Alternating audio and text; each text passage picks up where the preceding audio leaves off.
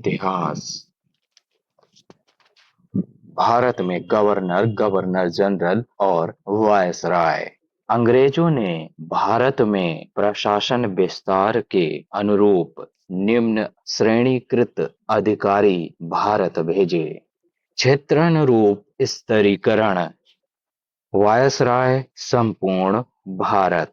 Governor general दो या दो से अधिक प्रांतों का एक अधिकारी। गवर्नर प्रांत अधिकारी। पदानुरूप स्तरीकरण। वायसराय के नीचे गवर्नर जनरल और सबसे छोटा अधिकारी गवर्नर होता था। अंग्रेजों ने भारत को गुलाम धन संपदा लूटने के लिए बनाया था।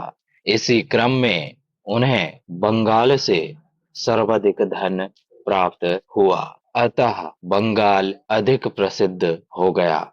इसीलिए बंगाल में अंग्रेजों द्वारा नियुक्त अधिकारियों की चर्चा करना आवश्यक हो जाता है। बंगाल का पहला गवर्नर रॉबर्ट क्लाइव था। बंगाल का अंतिम गवर्नर वॉरेन हेस्टिंग्स था। बंगाल में बम्बई तथा मद्रास तीनों का ही एक अधिकारी नियुक्त किया गया, जिसे बंगाल का पहला गवर्नर जनरल कहा गया। अतः बंगाल का पहला गवर्नर जनरल वॉरेन हेस्टिंग्स को ही बनाया गया। किंतु मुंबई व मद्रास में स्थानीय प्रशासन हेतु अपने अपने गवर्नर के पदों को समाप्त नहीं किया गया था। बंगाल का अंतिम governor general William Bentinck. Bharat का पहला governor general William Bentinck. Bharat का अंतिम governor general Lord Canning. Bharat का पहला वायसराय लॉर्ड कैनिंग। भारत का अंतिम वायसराय माउंटबेटन। स्वतंत्र भारत का पहला गवर्नर जनरल माउंटबेटन। स्वतंत्र भारत का अंतिम गवर्नर जनरल चक्रवर्ती राजगोपालाचारी। ये पहले भारतीय गवर्नर जनरल भी थे। रॉबर्ट क्लाइव 1757 से 1767। इसने इलाहाबाद की संधि के तहत बंगाल में द्वैध शासन प्रारंभ किया और बंगाल का नवाब मीर जाफर को बनाया, जो प्रशासन के लिए जिम्मेदार था, जबकि दीवानी अधिकार अंग्रेजों के पास थे। अतः बंगाल से कर वसूलने हेतु मिर्जा रजा खान को अंग्रेजों ने बंगाल का उप दीवान नियुक्त किया था, जो अंग्रेजों को बंगाल से प्राप्त धन एकत्रित करके देता था। वॉरेन हेस्टिंग्स 1772 से 1785। इसके समय पिट्स इंडिया एक्ट आया था। राजस्व वसूलने के लिए कलेक्टर का पद सृजित किया गया था। मदरसा कोष्टक में विद्यालय अधिनियम। प्रथम आंग्ल मराठा युद्ध। द्वितीय आंग्ल मैसूर युद्ध भी हुआ था। वॉरेन हेस्टिंग्स बंगाली तथा अरबी भाषा का अच्छा जानकार था। इसने भारत में बहुत घोटाला किया, अतः ये जब लंदन लौटकर गया तो इस पर महाभियोग चलाया गया, किंतु महाभियोग प्रस्ताव पारित नहीं हो सका। लॉर्ड कॉर्नवालिस 1786 से 1793। इसे नागरिक सेवा का जनक माना जाता है। नागरिक सेवा के तहत कंपनी में नौकरी प्राप्त करने हेतु परीक्षा देनी होती थी। कॉर्नवालिस ने स्थायी बंदोबस्त नामक व्यवस्था लाया। ये कर वसूलने वाली व्यवस्था थी। इस व्यवस्था के तहत कर वसूलने हेतु जमींदारों को जिम्मेदार ठहराया गया और अगर जमींदार ने सूरज ढलने से पहले अंग्रेजों को कर का हिसाब नहीं दिया तो उसकी जमींदारी समाप्त कर दी जाती थी। इसने हिंदू और मुसलमानों दोनों के लिए अलग-अलग कानून बनाए, कर्मचारियों का वेतन बढ़ाया, दरोगा का पद लाया, चल अदालत की स्थापना की। लॉर्ड कॉर्नवालिस पहले अमेरिका में ब्रिटिश अमेरिकी उपनिवेशवाद का प्रशासनिक अधिकारी था। बाद में इसे भारत भेजा गया। इसका मकबरा उत्तर प्रदेश के गाजीपुर में है।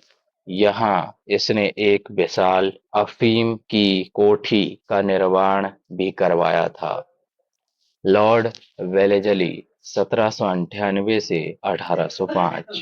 इसे बंगाल का शेर कहा जाता है। इसने सहायक संधि लाया जिसे सबसे पहले हैदराबाद ने अपनाया था। सहायक संधि के जनक फ्रांसीसी गवर्नर डुप्ले थे, किंतु भारत में सर्वाधिक सहायक संधि का प्रयोग अंग्रेजी गवर्नर वेलेजली ने किया था।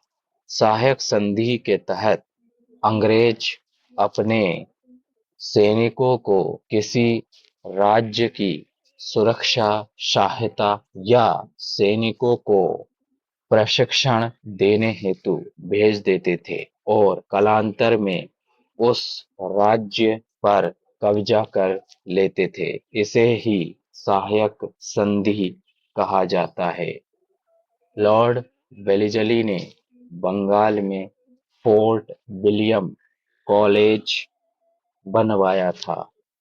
लॉर्ड हेस्टिंग्स 1813 से 1823। इसके समय नेपाल युद्ध हुआ और संगोली की संधि के तहत नेपाल के राजा ने अंग्रेजों की अधीनता स्वीकार कर ली। लॉर्ड हेस्टिंग्स ने पिंडारियों का अंत कर दिया तथा मद्रास में रैयतवाड़ी व्यवस्था लाया और शिक्षा पर लगभग 1 लाख रुपए खर्च करने का प्रावधान भी किया। विलियम बेंटिक 1828 से 1835। इसने सती प्रथा, ठगी प्रथा तथा शिशु हत्या पर प्रतिबंध लगा दिया था। लॉर्ड डलहौजी 1848 से 1856। इसे आधुनिक भारत का जनक कहते हैं। इसने रेल, डाक, तार तथा पब्लिक वर्क डिपार्टमेंट (पीडब्ल्यूडी) खोला। ये विभाग जनता के उपयोग की सार्वजनिक अवसंरचनाओं का निर्माण करता था, जैसे पुल, नहर, सड़क इत्यादि। वर्तमान में पीडब्ल्यूडी विभाग केंद्र सरकार के नियंत्रण में है, जबकि रूरल वर्क डिपार्टमेंट राज्य सरकार के नियंत्रण में होता है, जो राज्य की छोटी अवसंरचनाओं और परियोजनाओं को संपन्न करवाता है। लॉर्ड डलहौजी ने शिक्षा के क्षेत्र में 1854 में वुड डिस्पैच का नियम लाया, जिसे भारत में अंग्रेजों द्वारा स्थापित अंग्रेजी शिक्षा का मैग्ना कार्टा कहते हैं। वुड डिस्पैच के नियम के तहत कलकत्ता विश्वविद्यालय की स्थापना की गई थी। लॉर्ड डलहौजी खुली प्रतियोगिता के माध्यम से नौकरी देने की व्यवस्था भी लाया था। लॉर्ड डलहौजी ने 1848 में राज्य हड़प नीति डॉक्ट्रिन ऑफ लैप्स लाया। इसके तहत सबसे पहले उसने सतारा को हड़प लिया और पंजाब पर अधिकार करके कोहिनूर हीरे को इंग्लैंड भिजवा दिया था। लॉर्ड कैनिंग 1856 से 1862। इसके समय 1857 का विद्रोह हुआ था। फलस्वरूप 1 नवंबर 1858 को इलाहाबाद की घोषणा द्वारा भारत से ईस्ट इंडिया कंपनी के शासन को समाप्त करके इंग्लैंड के राजा काउंट को सौंप दिया गया। इस प्रकार कंपनी के शासन समाप्ति के साथ ही द्वैध शासन भी समाप्त हो गया। 1876 में भारत का शासन इंग्लैंड के राजा ने इंग्लैंड की रानी को दे दिया। लॉर्ड कैनिंग ने मंत्रिमंडलीय प्रणाली, विभागीय प्रणाली, आईपीसी, सीआरपीसी की धाराएं इत्यादि व्यवस्थाओं को भारत में पहली बार लागू किया था। लॉर्ड एल्गिन 1862 से 1863। इसके समय वहाबी आंदोलन का अंत हो गया था, जिसका केंद्र बिंदु पटना था। लॉर्ड मेयो 1869 से 1872। इसने 1872 में पहली बार भारत में जनगणना प्रारंभ की, किंतु अधूरी जनगणना ही कर पाया और अंडमान में इसकी एक अफगानी सैनिक ने हत्या कर दी। लॉर्ड लिटन 1876 से 1880। इसने आर्म्स एक्ट द्वारा भारतीयों को हथियार रखने पर लाइसेंस द्वारा अनुमति लेना अनिवार्य कर दिया, किंतु अंग्रेज भारतीयों को हथियार रखने का लाइसेंस देते ही नहीं थे। लॉर्ड लिटन ने भारतीय प्रेस का गला दबाने के लिए वर्नाकुलर प्रेस एक्ट लाया, जिसके तहत भारतीय भाषाओं में अखबार छापने पर पहले अंग्रेजों को दिखाना होता था, अन्यथा अंग्रेज उस अखबार की चल एवं अचल संपत्ति जब्त कर लेते थे। लॉर्ड लिटन ने सिविल सेवा परीक्षा में सम्मिलित होने की अधिकतम आयु 21 वर्ष से घटाकर 19 वर्ष कर दी थी। लॉर्ड रिपन 1880 से 1884। इसने लिटन की प्रशासनिक गलतियों को सुधारने का प्रयास किया। Arms act, vernacular press act को समाप्त कर दिया और सिविल सेवा परीक्षा की आयु पुनः 19 से 21 वर्ष कर दी। लॉर्ड रिपन के समय 1881 में पहली बार पूर्ण जनगणना हुई। इसके समय इल्बर्ट बिल पारित हुआ, जिसके तहत भारतीय जज अंग्रेजों को भी सजा सुना सकते थे। इल्बर्ट बिल का अंग्रेजों ने विरोध किया, जिसे श्वेत विद्रोह कहते हैं। अतः इल्बर्ट बिल को वापस ले लिया गया। लॉर्ड रिपन ने पहला कारखाना अधिनियम लाया और तकनीकी शिक्षा हेतु हंटर आयोग का गठन किया था। फ्लोरेंस नाइटिंगेल इटली की एक नर्स थी। इन्हें लेडी विथ द लैंप कहा जाता है। ये क्रीमिया युद्ध में हुए घायल सैनिकों की सेवा करती थी।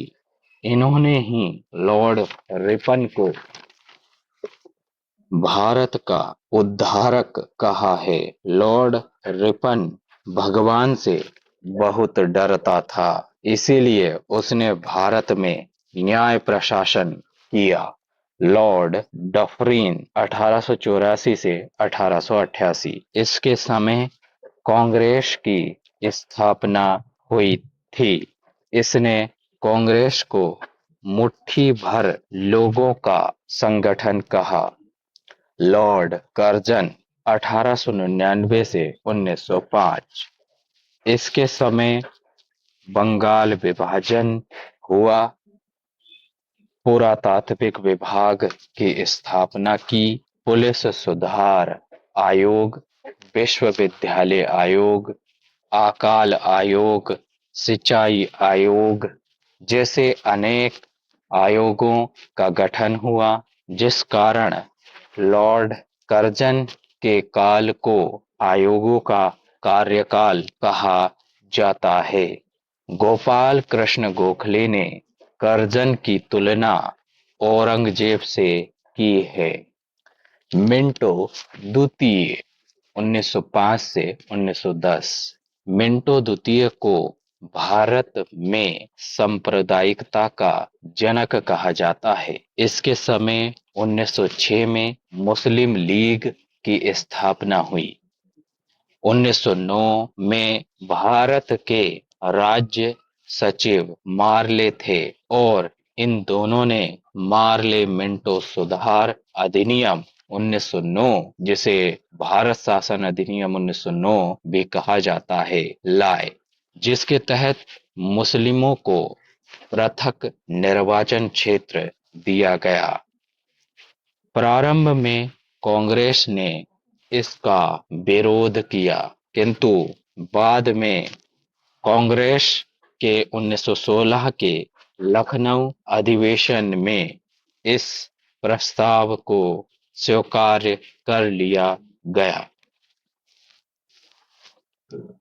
हार्डिंग द्वितीय 1910 से 1916, इसने बंगाल विभाजन को रद्द कर दिया और 1 जनवरी 1912 को भारत की राजधानी कलकत्ता से दिल्ली स्थानांतरित कर दी। हार्डिंग द्वितीय के समय ही तृतीय दिल्ली दरबार का आयोजन किया गया था। इसके समय ही प्रथम विश्व युद्ध प्रारंभ हुआ था। जेम्स फोर्ड 1916 से 1921, इसके समय 1919 में रोलेक्ट एक्ट आया। 1919 में ही जलियांवाला बाग हत्याकांड हुआ तथा इसकी जांच के लिए हंटर आयोग का गठन किया गया। जेम्स फोर्ड के समय ही 1920 में खिलाफत आंदोलन और असहयोग आंदोलन प्रारंभ हुआ था। जेम्स फोर्ड के समय भारत के राज्य सचिव मॉन्टेग्यू थे। इन दोनों ने ही मॉन्टेग्यू चेम्सफोर्ड सुधार अधिनियम 1919 को भारत में लागू किया था। इस अधिनियम के तहत ईसाई, सिखों और आदिवासियों को भी अंग्रेजों ने पृथक निर्वाचन क्षेत्र दे दिया। चेम्सफोर्ड ने महिलाओं को भी वोट डालने का अधिकार दिया था। रीडिंग 1921 से 1926, इसके समय चौरी चौरा हत्याकांड हुआ था, जिस कारण गांधी जी ने असहयोग आंदोलन समाप्त कर दिया था। रीडिंग के समय में भारत में पहली बार आईसीएस, आज का यूपीएससी की परीक्षा 1922 में लंदन में ना होकर इलाहाबाद में हुई थी। इरविन 1926 से 1931। इसके समय साइमन कमीशन, नेहरू रिपोर्ट, जिन्ना की 14 सूत्री मांग, गांधी जी की 11 सूत्री मांग, दांडी मार्च, सविनय अवज्ञा आंदोलन, दिल्ली समझौता, प्रथम व द्वितीय गोलमेज सम्मेलन। इसके समय में ही राष्ट्रपति व संसद भवन का निर्माण कार्य पूर्ण हुआ और इरविन वायसराय भवन, आज का राष्ट्रपति भवन में रहने लगा। इरविन के समय ही भगत सिंह, सुखदेव और राजगुरु को फांसी दी गई थी। वेलिंगटन 1931 से 1936। इसके समय तृतीय गोलमेज सम्मेलन हुआ, जिसमें दलितों के लिए सांप्रदायिक पंचांग की घोषणा कर दी गई।